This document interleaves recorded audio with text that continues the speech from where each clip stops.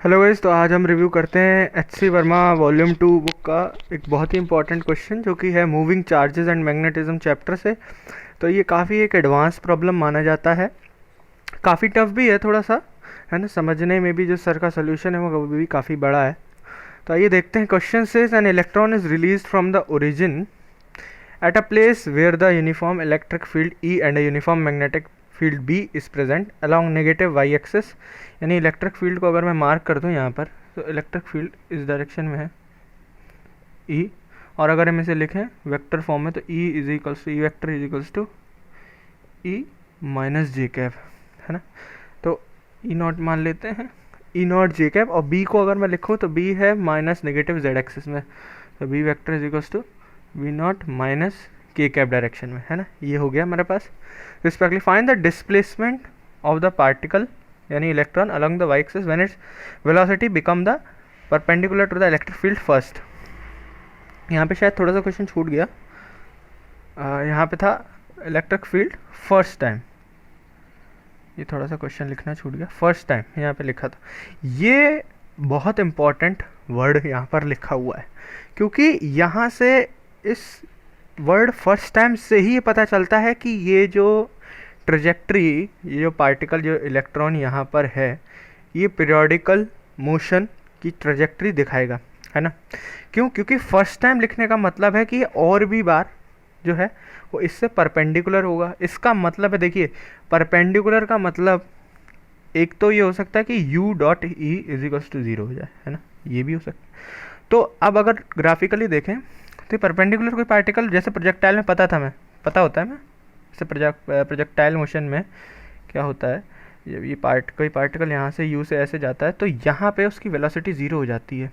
तो यहाँ पे जो वेलोसिटी होती है सिर्फ हॉरिजॉन्टल वेलोसिटी होती है। तो अगर electric field negative y direction में है ना, तो ये देखिए, ये वो पोजीशन होगी जहाँ पे निगेटिव हो जाएगा, यहाँ पे सॉरी परपेंडिकुलर हो जाएगा। तो यहाँ पे फर्स्ट टाइम लिखा हुआ है, इसका मतलब है ये पहली बार यहाँ पे परपेंडिकुलर होगा, तो कोई ऐसा शायद पीरियोडिकल मोशन वो कर रहा होगा, वटेवर, वो इक्वेशन से पता चल जाएगा, है ना। तो क्वेश्चन का मतलब यही था। अब यही नहीं पता चलता कि इक्वेशन ऐसी क्यों आ रही है, कि क्या मतलब है ना। तो बेसिकली क्वेश्चन का मतलब ये है। तो इरेज कर देते हैं इसे, फर्स्ट टाइम, ये बहुत इंपॉर्टेंट है। चलिए ठीक है। तो अब ज़्यादा वेक्टर में ना करते हुए, उससे ज़्यादा कन्फ्यूज़न होता है, मैं डायरेक्टली इस पार्टिकल, अब देखिए इसको ना ब्रेक कर लेते हैं, है ना। इसे एक पार्टिकल को ऐसे ब्रेक कर ले, मतलब ऐसे मन में, है ना, इमेजिनरी मान लेते हैं, ऐसे ब्रेक वो तो किया जा सकता है, ऐसे कि ये यू एक्स है और ये इधर भी जा रहा है। तो देखिए ये पार्टिकल ऊपर जा रहा है, इसका मतलब है इलेक्ट्रिक फील्ड ऐसे इधर, है ना, ऊपर की तरफ फोर्स। वैसे देखिए ऊपर की तरफ फोर्स क्यों लगेगा, इलेक्ट्रिक फील्ड अपनी चार्ज पार्टिकल पे अपने डायरेक्शन में फोर्स लगाती है, लेकिन इलेक्ट्रॉन कैसा है, नेगेटिव चार्ज, तो पार्टिकल नीचे फोर्स की बजाय ऊपर फोर्स लगेगा, है ना। वैसे तो लगता Q E minus j cap, लेकिन ये खुद ही नेगेटिव मैग्नीट्यूड का है, तो ये जे कैप डायरेक्शन हो जाएगा, तो इधर की तरफ फोर्स लगा ई, बहुत क्लियर हो जाएगा। अब ये इधर, अब वेलोसिटी को मान लेते हैं पहले, u vector is equals to you x i cap plus u y j cap, है ना, ये मान लिया। अब यू एक्स, है ना, तो मैं right hand palm rule use कर रहा हूँ। मैग्नेटिक फील्ड अंदर है, जा इधर रहा है, फोर्स ऊपर लगना चाहिए था, इलेक्ट्रॉन है तो नीचे लगेगा। तो फोर्स के मैग्नीट्यूड ऑफ फोर्स क्या होता है, q force is to q v भी होता है ना, पढ़ा है ना, पढ़ा है। तो फिर नीचे की तरफ फोर्स लगा ई। अब देखिए हॉरिजॉन्टल डायरेक्शन की वेलोसिटी है, तो यू एक्स इंटू बी, ये फोर्स हो गया। अब देखिए, अब ऊपर भी जा रहा है ना, तो फील्ड अंदर है, जा ऊपर रहा है, इधर साइड फोर्स लगेगा, लेकिन लगना चाहिए था, लेकिन इलेक्ट्रॉन है तो फोर्स इधर लगेगा। तो भाई ये बन गया इसका एफ बी डी डायग्राम, है ना, ये एफ बी डी डायग्राम बन गया। तो अब अलग अलग फोर्स लिख लेते हैं ना। तो अब देखिए यहाँ पे बहुत इंपॉर्टेंट ये वर्ड है, इसका यूज़ पता चलेगा। पहली बात तो मैं लिख लेता हूँ कि फोर्स एक्स डायरेक्शन में कितना लग रहा है, F vector in the X direction is equals to E U Y B I cap, है ना, आई कैप, और एफ वाई। अब हमें ये कैसे पता चला कि ये ई ये जो फोर्स लग रहा है ये इससे बड़ा मैग्नीट्यूड का है? क्यों? क्योंकि पार्टिकल ओरिजिन से छोड़ा गया है तो पहले ये ऐसी ट्रेजेक्टरी करेगा, तो देखिए ऊपर ऐसा लग रहा है, तो नेट फोर्स अगर ऐसे आएगा तो रिजल्टेंट ऐसे बनेगा, ये है ना, तो नेट फोर्स ऐसे आ रहा है तो रिजल्टेंट ऐसे बनेगा। तो एफ वाई वेक्टर मैं लिख सकता हूँ ई ई माइनस ई कॉमन ले लेते हैं, ई और ये E vector minus B U X ना, ऐसे, वरना तो ये सब छोड़ो पर लिखो जी क्या इधर ऐसे, ये फोर्स आ गया। अब देखिए अब हमें होता है अब क्या करें इसके आगे, है ना। तो अब देखिए अब बेसिकली हमें रिलेशन किसके बीच चाहिए, यू वाई और ई के बीच में, वो इलेक्ट्रिक फील्ड के बीच में, क्योंकि यही जाके ऊपर देखिए प्रोजेक्टाइल में जैसे जीरो हो जाती है, यहाँ पे भी यू वाई जीरो हो जाएगा, टॉप मोस्ट पॉइंट पे top U Y is equals to zero, वही पॉइंट होगा यहाँ पे परपेंडिकुलर हो जाएंगे। तो अब ऐसे आता है, अच्छा भाई फोर्स है तो एक्सेलरेशन, तो भैया लिख लो m A is equals to E U Y B, है ना, ऐसे आ गया।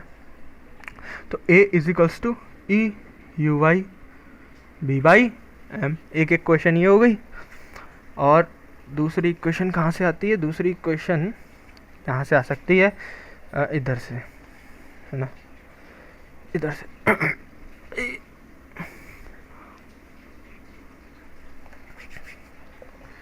M A is equals to E bracket में ई माइनस एम को मैं डायरेक्ट इधर ले जा रहा हूँ, B U X upon M, ये दो इक्वेशन आ गई, है ना।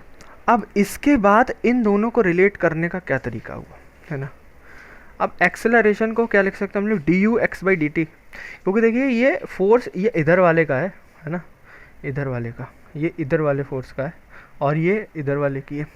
तो देखिए एफ एक्स है, तो एफ एक्स में वेलोसिटी लेंगे तो डी एक्सेलरेशन तो लेंगे D U X by D T is equals to E U Y B by M, है ना। तो देखिए एक रिलेशन बन रहा है ना, बनता हुआ दिख रहा है, हम लोगों को दिखाई दे रहा है। अच्छा अब क्या करें, अब क्या करें, क्या करें, है ना। अब इधर वाली इक्वेशन से उठा के कुछ करते हैं ना। अब यहाँ से यू वाई आ जाएगा, तो यहाँ से आया D you Y upon D T is equals to E minus B U X by M, है ना। थोड़ा सा से इरेज कर देते हैं, यहाँ से ऐसा आ गया।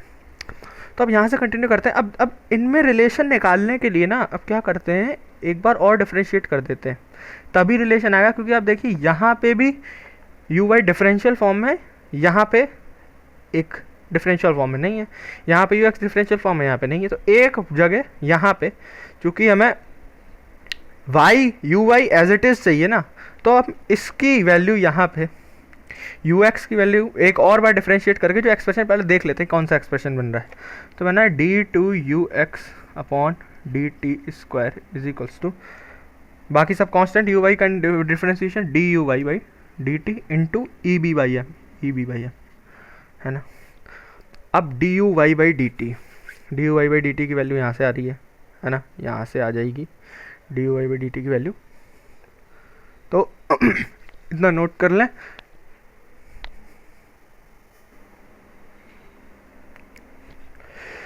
तो अब देखिए जब ये वैल्यू यहाँ पे उठा के हम लोग यहाँ डालेंगे, तो देखिए आप देखें कि यू वाई तो गायब हो गया, है ना। तो यू वाई चाहिए था, यू वाई गायब हो गया, तो इसे नहीं करेंगे ऐसा, है ना। इस इक्वेशन को इसीलिए नहीं लिया गया क्योंकि मेन काम तो हमारा यू वाई से है ना, यू एक्स से क्या मतलब है, कोई मतलब नहीं है। तो एक काम करते हैं, अब उल्टा करके देखते हैं। अब इसको डिफरेंशिएट करके इसकी वैल्यू यहाँ पे डालेंगे, है ना। तो अब आएगा D two U Y by D T square इसका, ये कांस्टेंट है, इसे अलग कर लेंगे, जीरो हो जाएगा, इसका बचेगा माइनस इज इक्वल्स टू क्या आया माइनस का। अच्छा ये ई ऐसे था, सॉरी ये ई में ब्रैकेट लगाना भूल गया, तो यार E B by M D U X by D T. अब देखिए आ गया, वाई है, D U X by D T यहाँ डालेंगे, यू वाई आ जाएगा, यू वाई में रिलेशन आ जाएगा। तो यार D two U Y by D T square is equals to क्या आया, ये आ जाएगा D U X by D T की वैल्यू यहाँ से डाली तो आ जाएगा माइनस का E B by M into E B by M into क्या आएगा यू वाई आ जाएगा, यू वाई आ जाएगा, है ना। तो अब किसे इसे इरेज कर देते हैं, है ना, इसे इरेज कर देते हैं, यहाँ थोड़ी जगह हो जाएगी। तो अब आया D two U Y by D T square is equals to, अब इसका स्क्वायर हो जाएगा तो minus E square B square upon M square you Y. अब देखिए यहाँ से हमें ये देखिए जो मैंने कहा था फर्स्ट टाइम, और ये देखिए ये वही इक्वेशन है जो एस एच एम में पढ़ी होती है कि D two U by D T square D two X by D T square plus omega square X is equals to zero, है ना। तो ये देखिए वही है, देखिए होते हैं ना D two X upon D T square plus omega square X is equals to zero, S H M की इक्वेशन। तो D two X upon D T square is equals to minus omega square X, देखिए X X U Y आ गई S H M की equation.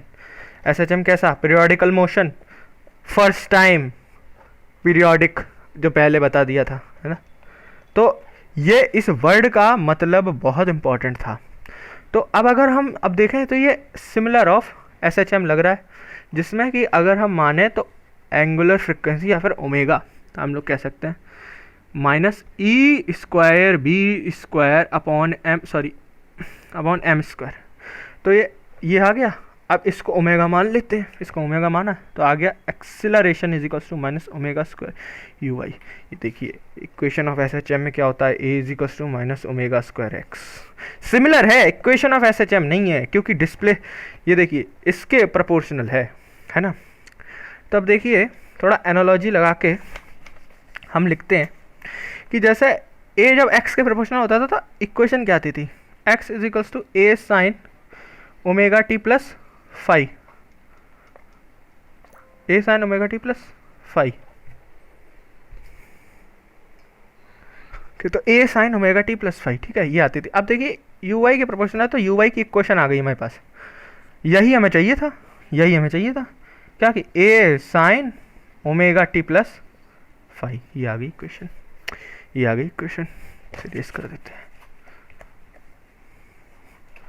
अब ये equation आ गई। अब देखिए अब हमें क्या पता है, at initial point at T is equals to zero सब कुछ जीरो होगा, फोर्स कितना लगेगा। अब देखिए T is equals to zero rest पे या पार्टिकल रेस्ट पे, मैग्नेटिक फील्ड कोई फोर्स नहीं लगाएगी, सिर्फ इलेक्ट्रिक फील्ड का फोर्स लगेगा इधर की डायरेक्शन में, जो कि हम लिख सकते हैं force in the Y direction क्या लगेगा, ई लगेगा, है ना, ई लग जाएगा। तो फोर्स वाई डायरेक्शन है, ई लग रहा है, और उस समय यू वाई भी जीरो होगा, सिर्फ खाली फोर्स लग रहा होगा। बहुत बढ़िया। अब इसको एक बार डिफरेंशिएट करिए तो एक इक्वेशन बनी d you Y by D T is equals to A omega cos chain लगाया omega t plus phi, a omega cos omega t plus phi. अब क्या करें, at T is equals to zero की बात करते हैं। तो at T is equals to zero, है ना, क्या होगा, साइन ओमेगा टी ज़ीरो होगा, है ना, साइन ओमेगा टी दिख रहा होगा आप लोगों को ज़ीरो होगा, क्योंकि देखिए T is equals to zero पे ये ओरिजिन पे रेस्ट पे है ना। तो फेजर डायग्राम में क्या होता था, t is equals to zero पे पार्टिकल यहीं होता था। अगर वर्टिकल सर्कुलर मोशन से एनालॉजी देखें तो उस हिसाब से phi is also equals to zero, और t is equals to zero पे साइन ओमेगा टी ज़ीरो डाला तो sine omega t is equals to zero, है ना। यानी ओमेगा टी की वैल्यू क्या आ गई, पाई आ गई, है ना। एन पाई नहीं लेंगे, एन पाई इसलिए नहीं लिया, फर्स्ट टाइम के बाद बोला एन वन हो जाएगा, T is equals to pi by omega, डब्बा बंद कर लीजिए, है ना। अब देखिए जब साइन ओमेगा टी ज़ीरो है तो कॉस ओमेगा टी, इसको यहाँ से हटा देते क्योंकि आपको पता है फाई ज़ीरो है, तो कॉस ओमेगा टी वन हो जाएगा, सिंपल, बहुत बढ़िया, क्या बात। तो यहाँ से d you Y by D T की वैल्यू क्या आई थी, पहले क्या निकाली थी d you Y by D T की value, d you Y by D T की, I think d you Y by D T की वैल्यू, अरे इरेज और कर दी, खैर चलिए निकाल लेते हैं दोबारा, क्या करें।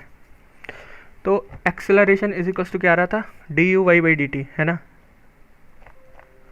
ये इधर एक्सेलरेशन एक्स डायरेक्शन है, एक मिनट, एक्सेलरेशन वाई डायरेक्शन में, system Y is equals to D you Y by D T is equals to क्या था, ई बाहर common, E minus B U X, ये था, है ना।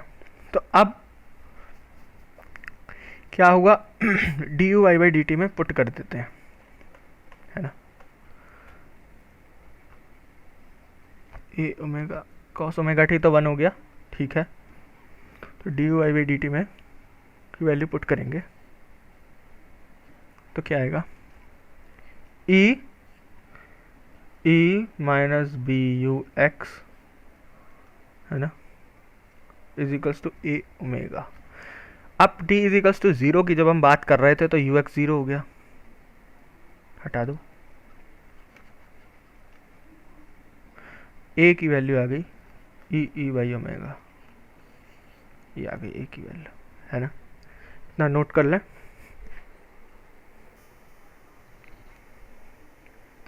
नोट हो गया। तो अब आगे बढ़ते हैं, ठीक है ना। तो ये इतना आ गया था। वो अच्छा, एक मिनट, यहाँ पे एम में से हो गया एक्चुअली में, सॉरी यहाँ पे एम में से हो गया, इधर भी एम ओमेगा आ जाए, इतना आ गया, है ना। अब ये उस टाइम की, अब एम्पलीट्यूड तो अपन ने निकाल लिया।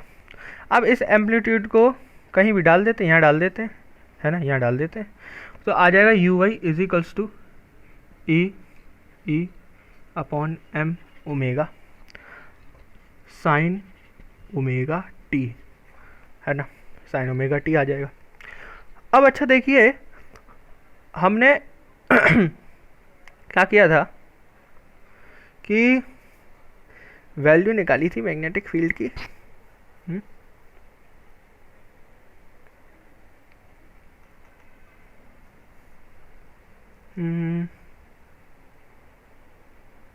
वैल्यू निकाली गई थी कि, एक मिनट, कहाँ पे गड़बड़ हो रहा है, एक तो इरेज हो गया ना, सारा इरेज हो गया। कहाँ पे निकाली थी, एक मिनट,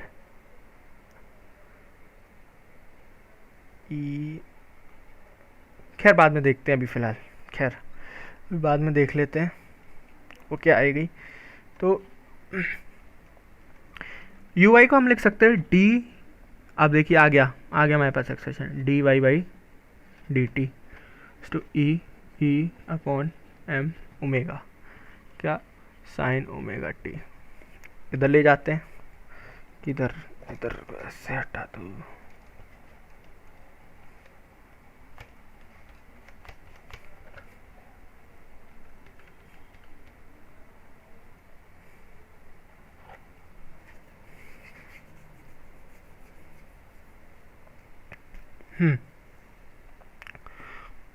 अच्छा बी की वैल्यू यहाँ से निकाली थी, अच्छा ये देखिए यहाँ से, है ना, कि एफ वाई अपॉन एम, हाँ अब एफ वाई अपॉन एम, ये क्या हो गया, एक्सेलरेशन हो गया, a is equals to E upon m, ठीक है। तो यहाँ से भी नहीं निकाली थी, आई थिंक कहाँ से निकाली थी, एक मिनट, खैर वो अभी बाद में पता चल जाएगा, एक मिनट, तब तक इसे निकाल लेते हैं पहले, है ना,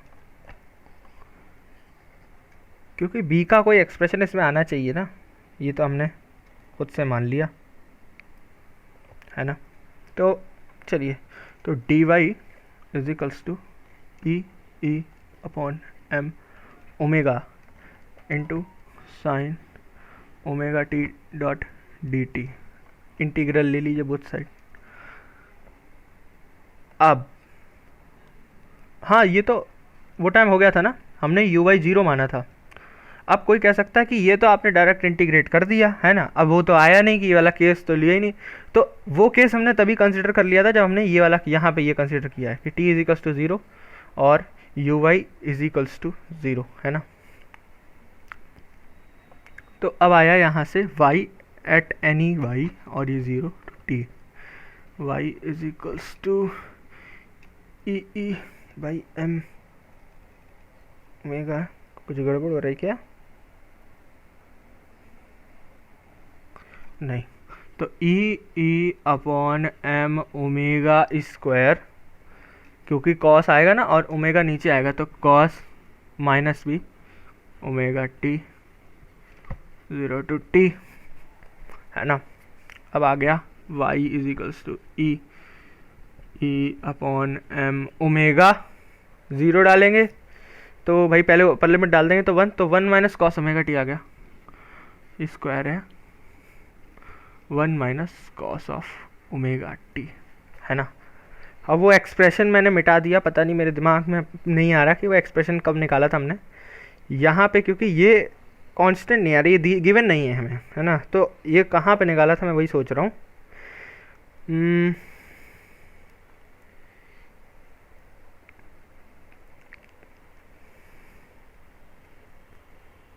खैर पीछे अभी निकाला होगा, है ना।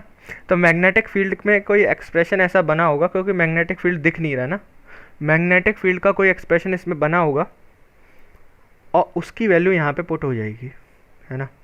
ये आपका होमवर्क है ना, ये आप खुद से कर लीजिए, क्योंकि मैंने मिटा दिया, मुझे पता नहीं कहाँ कब निकला था वो, है ना। शुरुआत से सिक्वेंशियल करेंगे तो, क्योंकि बड़ा काफ़ी क्वेश्चन है, तो एक बार फिर भी सोच लेते हैं।